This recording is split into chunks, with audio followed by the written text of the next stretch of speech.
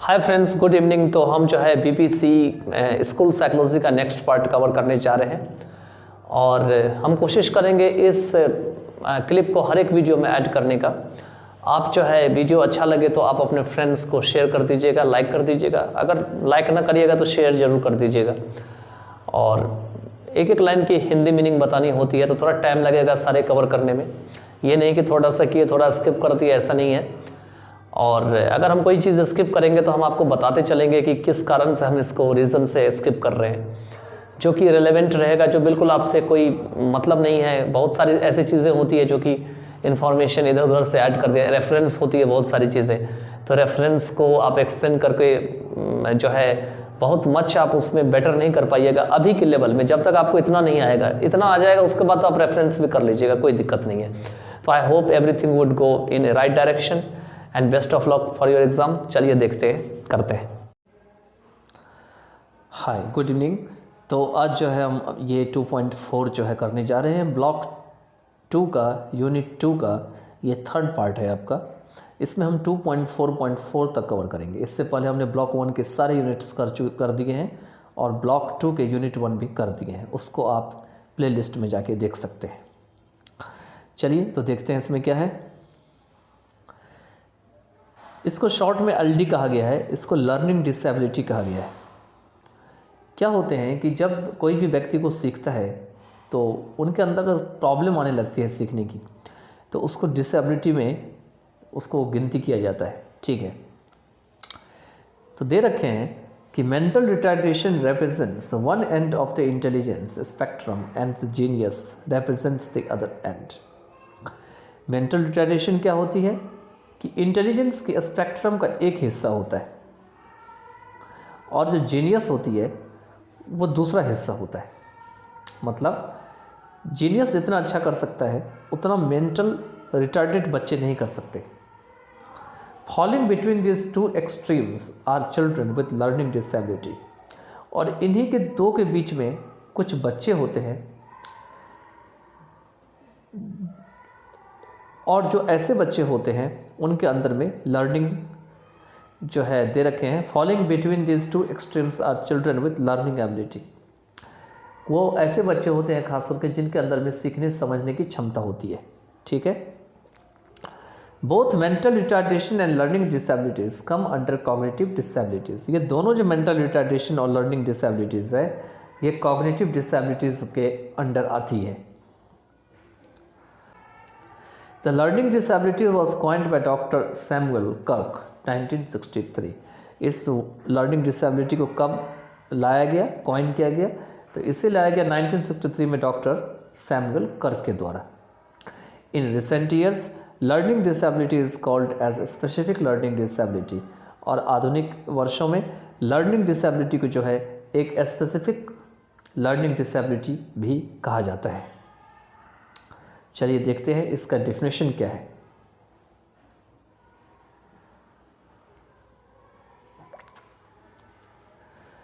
तो डेफिनेशन में दे रखा है इसमें कि learning disability is an umbrella term which encompasses a variety of specific kinds of learning problems. Learning disability एक ऐसा अम्ब्रेला टर्म है जो कि अनेक प्रकार के जो खास जो लर्निंग प्रॉब्लम्स हैं, स्पेसिफिक काइंड के जो लर्निंग प्रॉब्लम्स हैं, उनको अपने अंदर समाहित करती है या घेरती है, एनकम्पस करती है। Children with learning disability experience difficulty in learning and using certain skills, namely reading, writing, listening, reasoning and ये हो जाएंगे यहाँ पे अरिथमेटिक्स, लेकिन यहाँ पे स्पेलिंग मिसप्रिंट हो गया है। कहते हैं ऐसे बच्चे जिनके अंदर लर्निंग डिसेबिलिटी होते हैं उन्हें लर्निंग करने में कठिनाई होती है, कुछ खास स्किल को सीखने में कठिनाई होती है, जैसे कि रीडिंग करने में, राइटिंग करने में, लिसनिंग करने में, रीजनिंग सीखने में या अरिथमेटिक्स को सीखने में। Usually learning disability is not identified until they enter schools. सामान्यतः क्या होती है, लर्निंग डिसेबिलिटी का पता नहीं हो पाता है जब तक कि ये बात स्कूल तक नहीं जाती है। A child with learning disability has difficulty mastering one or more academic subjects। एक ऐसा बच्चा जिसमें लर्निंग डिसेबिलिटी होती है उन्हें बहुत ज़्यादा कठिनाई होती है एक या एक से अधिक जो पढ़ने वाले जो सब्जेक्ट हैं या एकेडमिक सब्जेक्ट हैं उनके ऊपर मास्टर या पारंगत हासिल करने में। हैज़ नॉर्मल इंटेलिजेंस, इनकी इंटेलिजेंस भी बहुत नॉर्मल होती है। And is not suffering from any sensory impairment और इनएडिक्वेट इंस्ट्रक्शंस, और ये किसी भी जो सेंसरी जो खराबी है, इम्पेयरमेंट है, उनसे सफ़र नहीं कर रहे होते हैं। सेंसरी होते हैं जो हमारे दिमाग से संबंधित होते हैं, या इनके पास जो है कोई अपर्याप्त प्रशिक्षण नहीं होते हैं। इनएडिक्वेट instructions. Learning disability is an invisible disability. देखिए ये जो बात कहे गए थे, ये लायन के द्वारा कहे गए थे 1996 में। और लर्निंग डिसेबिलिटी एक ऐसी प्रकार की इनविजिबल डिसेबिलिटी है, मतलब ये दिखाई नहीं पड़ती है, इनविजिबल है, ठीक है। The child usually appears normal in every respect. Child को देखेंगे आप ना तो आपको ऐसा लगेगा कि बिल्कुल नॉर्मल है हर एक तरीके से। चाइल्ड को देख करके कोई नहीं बता सकता ऐसे कोई समस्या है। Except that his learning disability difficulty limits his progress in school. लेकिन जब वो स्कूल में ऐसा बच्चा जाता है तो उनको आगे की चीज़ें सीखने में जो है उन्हें कठिनाइयाँ होती है, डिफ़िकल्टीज होती है।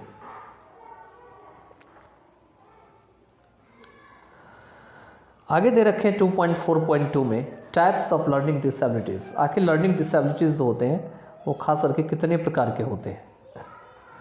तो learning disability is categorised either by the type of information processing that is affected और by the specific difficulties caused by a processing deficit. Learning disability किस किस के अंतर्गत रखा जाता है? तो या तो इंफॉर्मेशन प्रोसेसिंग के अंतर्गत रखा जाता है, ये काफ़ी ज़्यादा प्रभावित होते हैं, दैट इज़ अफेक्टेड, या कुछ खास डिफ़िकल्टीज़ के अंतर्गत रखा जाता है जो कि आगे बढ़ने में जो है कमी ला देती है, कॉज्ड बाय प्रोसेसिंग डेफिसिट। इसमें क्या क्या चीज़ें होती हैं? This include input, integration, storage and output. इसमें इनपुट, इंटीग्रेशन, स्टोरेज और आउटपुट सारे शामिल होते हैं। People with learning disabilities have difficulty taking, organizing and or acting or information the brain receives through the senses। ऐसे लोग जिसमें लर्निंग डिसेबिलिटीज़ होती है उन्हें बहुत ज़्यादा कठिनाई होती है अपने आप को ठीक करने में, ऑर्गेनाइज करने में, एक्टिंग करने में, और जो भी ब्रेन इंफॉर्मेशन रिसीव करते हैं सेंस के जरिए उसको सही तरीके से यूज़ करने में। The difficulty has to do with understanding और यूजिंग रिटन और स्पोकन लैंग्वेज। जो समस्या होती है इसको पूरी करनी होती है समझ करके या रिटन या स्पोकन लैंग्वेज को यूज़ करके। The problems are based on brain structure and function, a case of poor wiring in one और more areas of the brain. ये प्रॉब्लम क्यों होती है? क्योंकि ब्रेन की स्ट्रक्चर जो होती है वो अच्छा नहीं होती है, उसमें फंक्शन बहुत अच्छा नहीं हो रहा होता है, या ब्रेन के अंदर जो वायरिंग होती है, जो हमारे अंदर में ना बहुत सारे वायरिंग टाइप की जो है प्रोसेस होती है, वो वायरिंग अगर सही तरीके से नहीं हो पाती है, ये वायर वो वाला वायर नहीं है जो बिजली वाली है, ये आपको अलग टाइप की जो है वायरिंग यहाँ पे बताई गई है। अगर उसका स्ट्रक्चर सही नहीं होता है तो इस तरह की प्रॉब्लम आ सकती है। Thus, the deficit in an area of the information processing can manifest a variety of specific learning disabilities which are manifested as।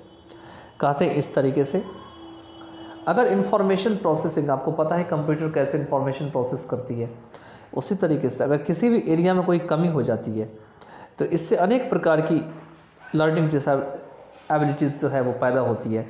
अब कुछ जो डिसेबिलिटीज़ है वो नीचे दी गई है, देखिए कौन कौन से डिसेबिलिटीज़ है।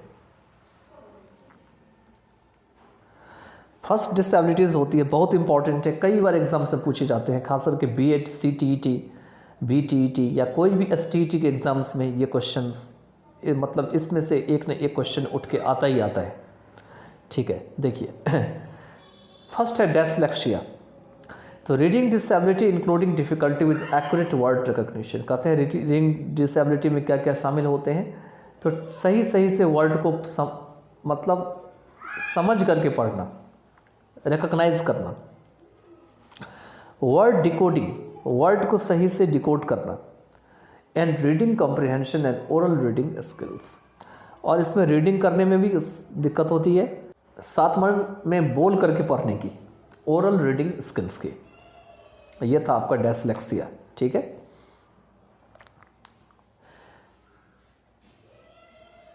नेक्स्ट है डिस्ग्राफिया। इसमें राइटिंग में परेशानी होती है, राइटिंग डिसेबिलिटी होती है। ठीक तरीके से दे रखे हैं, इनएबिलिटी टू राइट प्रॉपरली। ये जो है सही तरीके से आप जो है राइट करने के लायक नहीं होते हैं, इनएबिलिटी हो जाती है। एलिजिबल हैंड राइटिंग, और हैंड राइटिंग इतनी ख़राब होती है कि पढ़ने लायक नहीं होती है। इलेजिबल मीन्स जो पढ़ने लायक नहीं होती है, लेजिबल मीन्स पढ़ने लायक होती है, और इलेजिबल मीन्स पढ़ने लायक नहीं होती है। इसके बाद है dysphagia, speech and language disorders. इसमें बोलने में और भाषा में जो है परेशानी होती है। आगे जो नेक्स्ट है वो है आपका डिसकैलकुलिया।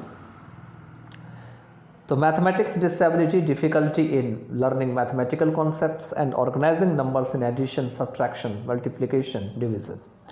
इससे मैथमेटिक्स सीखने में परेशानी होती है, मैथमेटिकल कॉन्सेप्ट को सीखने में जो है परेशानी होती है, एडिशन करने में, सब्ट्रैक्शन करने में, मल्टीप्लिकेशन, डिवीज़न की जितने भी चीज़ें हैं उनको करने में परेशानी होती है। उसके बाद है dyspraxia, difficulty with motor skills. Motor skills मतलब हाथ पैर सही से नहीं चल पाते हैं, इसको मोटर स्किल कहा जाता है। नॉन वर्बल लर्निंग डिसेबिलिटी या ये भी कह सकते हैं दिमाग सही से नहीं चल पाता, वो भी मोटर स्किल में आता है। इसमें वर्बल लर्निंग डिसेबिलिटी हो जाती है, मतलब बोल करके सीखने की क्षमता कम होती है। मोटर क्लम्सीनेस, मतलब जो शरीर में जो मतलब चलने फिरने की क्षमता होती है वो उतना अच्छा नहीं होता, उसको मोटर क्लम्सीनेस कहा जाता है। या जो सोचने समझने की क्षमता होती है उतनी बेहतर नहीं हो पाती है। And poor visual special skills, और इनकी जो देखने की क्षमता होती है वो बहुत ही कमज़ोर होती है। आगे दे रखे हैं डिसनोमिया, inability to retrieve or recall appropriate words for oral or written language। कहते हैं क्या चीज़ की लायक नहीं हो पाते हैं, तो बोल करके या दोबारा से लैंग्वेज को समझ करके उसको सही बोलना, उसको सही खोजना। ठीक है, ध्यान से देखिएगा, ये जो है डिसलेक्सिया से अलग है। डिसलेक्सिया में प्रॉब्लम होती है रीडिंग वाइडिंग को करने में, लेकिन यहाँ पे दे रखा है कि इनएबिलिटी टू रिट्राइव और रिकॉल अप्रोप्रिएट वर्ड्स। जो ठीक वर्ड है उसको याद करने में दिक्कत होती है। आपने कुछ याद तो कर लिया, ठीक वर्ड को देखा तो, लेकिन वापस से उसको खोज करके लाना अपने ब्रेन में, उसमें समस्या होती है। क्योंकि जब आप उसको लाएंगे तभी आप ओरल कर पाएंगे, बोल पाएंगे, या तो उसी को रिटर्न लैंग्वेज कहा गया है। वापस मतलब ये कह सकते हैं कि वापस किसी चीज़ को रिपीट करने में परेशानी होती है।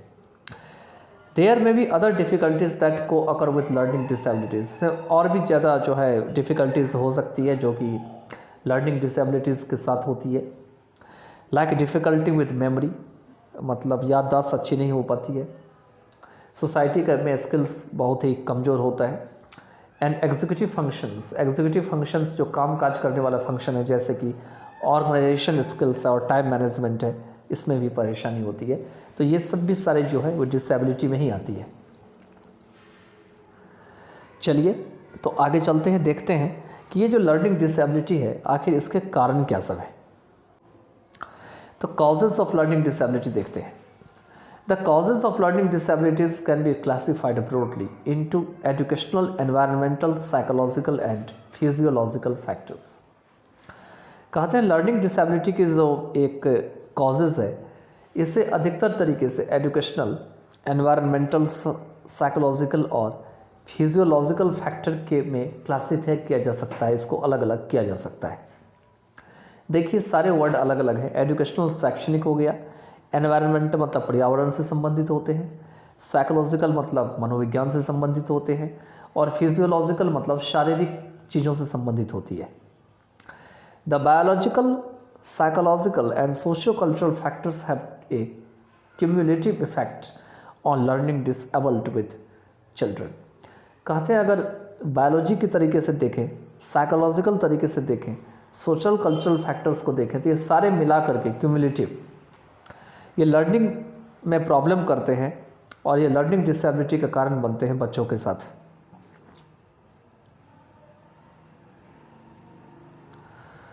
आगे है आपका एजुकेशनल फैक्टर्स। लर्निंग डिसेबिलिटी में भी caused by inadequate, inappropriate teaching, unskilled and inefficiently trained teachers, too high or too low teachers, expectations towards children and inappropriate materials and curriculum। कहते हैं लर्निंग डिसेबिलिटी और भी कारणों से हो सकती है, जैसे कि अपर्याप्त तरीके से, सही तरीके से, अनुचित तरीके से अगर पढ़ाई जाती है बच्चों को तो, या जो टीचर्स होते हैं वो काफ़ी ज़्यादा गुण संपन्न नहीं होते हैं, ट्रेंड नहीं होते हैं, उनके अंदर स्किल्स नहीं होती है, वही दे रखे अनस्किल्ड होते हैं। टू है और टू लो टीचर्स होते हैं, या तो बच्चे के सामने ऐसा टीचर मिल गया जो काफ़ी ज़्यादा इंटेलिजेंट है, इतना ज़्यादा ऊपर से पढ़ा रहा है कि बच्चे के दिमाग के ऊपर से जा रहा है, या उसके सामने ऐसा टीचर बैठ गया, टू लो मतलब हुआ जो कि बच्चे के अनुसार से पढ़ा ही नहीं पा रहा है, उसे उस चीज़ की जानकारी नहीं है कि कैसे उसको पढ़ाना है। तो ये सारी चीज़ें जो है एक्सपेक्टेशन टुवर्ड्स चिल्ड्रन, और ऐसे टीचर बच्चों से काफ़ी उम्मीद भी कर लेते हैं,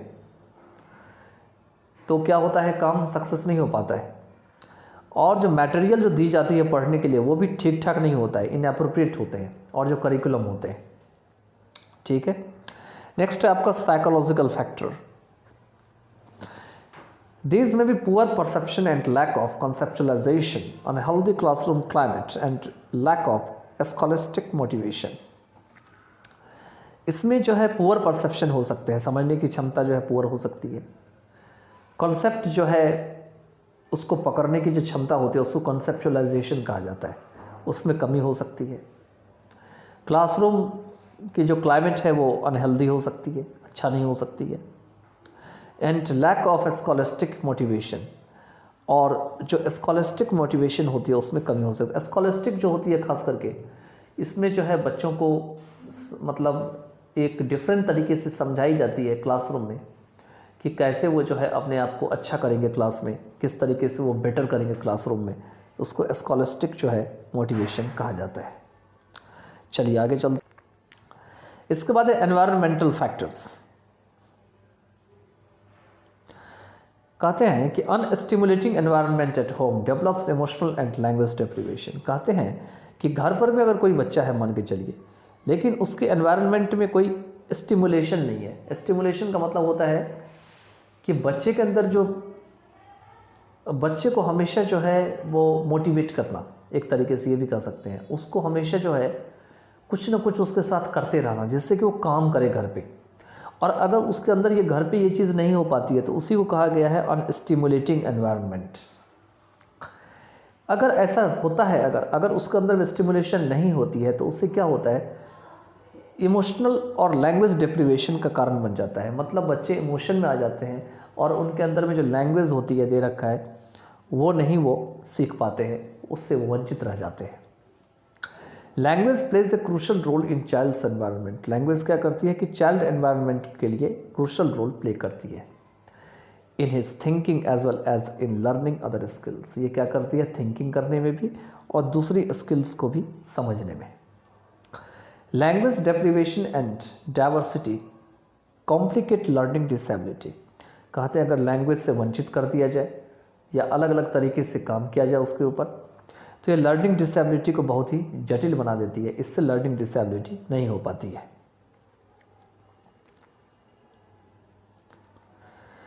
इसके बाद जो नेक्स्ट है वो है physiological factors. Brain injury, damage central nervous system, genetic factors and prenatal and postnatal problems also lead to learning disabilities. इसमें मान के चलिए ब्रेन में अगर चोट लग गया है, अगर सेंट्रल नर्वस सिस्टम डैमेज हो गया है, अगर जेनेटिक फैक्टर्स हो गया है, prenatal and postnatal problems मतलब जन्म से पहले और जन्म के बाद कोई समस्या हो गई है तो इससे भी लर्निंग डिसेबिलिटीज हो सकती है। Maternal health, diet, lifestyle and postnatal factors like head injury, nutritional defects are potential causes. कहते हैं अगर बच्चे की माँ का स्वास्थ्य अच्छा नहीं है तो इसी को मैटरनल हेल्थ कहा गया है, उनको डाइट अच्छा से नहीं दिया गया है, लाइफ स्टाइल नहीं है, या बच्चे के जन्म लेने के बाद उसके सिर पे चोट लग गया हो, हेड इंजरी हो गया, उनके भोजन में कमी आ रही है, आहार नहीं दिया जा रहा है, तो उसी को कहा गया न्यूट्रिशनल डिफेक्ट्स। ये कुछ संभावित या पोटेंशियल कॉजेज होते हैं, कारण होते हैं किसके लिए? तो लर्निंग डिसेबिलिटीज़ के लिए। Maturational lag and neurological disturbances can also be factors that lead to learning disability. Maturational lag होती है, मतलब समय के साथ मैच्योरिटी नहीं हो पाती है और न्यूरॉन से प्रॉब्लम हो जाती है। हमारा ब्रेन जो है वो न्यूरॉन से बिल्कुल बना हुआ है, तो उसमें परेशानियां उत्पन्न हो जाती है। तो ये भी कुछ ऐसे फैक्टर्स होते हैं जो कि लर्निंग डिसेबिलिटी का कारण बन सकती है। चलिए अब 2.4.4 जो लास्ट पार्ट है, इस पार्ट का लास्ट पॉइंट है, देखते हैं। दे रखे कैरेक्टरिस्टिक्स ऑफ लर्निंग डिसेबिलिटी, मतलब लर्निंग डिसेबिलिटी के लक्षण। अगर आप देखेंगे कि कैसे पकड़ पाएंगे कि ये जो स्टूडेंट है, ये जो आदमी है, इसके अंदर में लर्निंग डिसेबिलिटी है या नहीं है, तो उसी अगर ये सारे नीचे जो दिए गए हैं अगर ऐसा उनके अंदर में है तो समझो कि उसके अंदर में लर्निंग डिसेबिलिटी है। देखिए पहला है जो most common characteristics of children with learning disability क्या सब है। देखिए हाइपर एक्टिविटी, उसके अंदर में हाइपर एक्टिविटी जानते ही हैं, गुस्सा हो जाना, बिल्कुल एकदम सनसनाहट पैदा हो जाना। परसेप्चुअल मोटर इम्पेयरमेंट, उसका जो मोटर इम्पेयरमेंट होती है वो परसेप्चुअल होती है। परसेप्चुअल का मतलब होती है कि यहाँ पे उनकी जो परसेप्चुअल मोटर होती है वो सही तरीके से काम नहीं कर रही होती है। इमोशनल लायबिलिटी, फ्रीक्वेंट शिफ्ट्स इन इमोशनल मूड, मतलब बार बार इमोशन में खो जाना, बार बार जो है गुस्सा कर जाना, रोने लगना, कभी रोने लगना, कभी गुस्सा करना, तो ये सब क्या है? इमोशनल मूड में फ्रीक्वेंट शिफ्ट्स होती है। नेक्स्ट है जनरल कोऑर्डिनेशन डेफिसिट, सामान्य तरीके से जो तालमेल है उसमें कमी होना।